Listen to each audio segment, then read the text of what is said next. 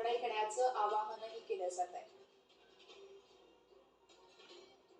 या संदर्भात स्वप्नील उमप आमचे प्रतिनिधी आपल्याला सविस्तर अपडेट्स देत आहेत। तर स्वप्नील, या सगळ्या आंदोलकांची मुख्य मागणी काय आहे?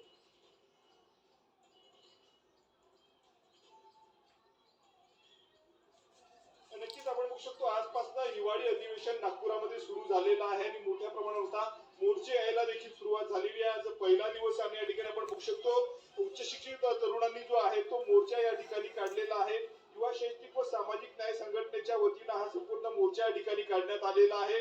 शिक्षक भरती जी आहे ती 100% झालीच पाहिजे। दुसरीकडे कंत्राटी शिक्षक भरती जी आहे ती रद्द करा अशी मागणी जी आहे ती या ठिकाणी करण्यात आलेली आहे। दुसरीकडे पवित्र पोर्टलच्या माध्यमातून पारदर्शक अशी शिक्षक भरती झाली पाहिजे, ही प्रमुख मागणी जी आहे ती संपूर्ण या ठिकाणी आपल्याला तरुणांची पाहायला मिळत आहे। त्या ठिकाणी वेगवेगळे होर्डिंग्स घेऊन जे आहे ते या ठिकाणी मोर्चेकरी आलेले आहे। साक्षरतेचा एकच मंत्र शिक्षण देणे हे तर तंत्र असे असल्याचं पोस्टर घेऊन या ठिकाणी आलेले काही आंदोलन।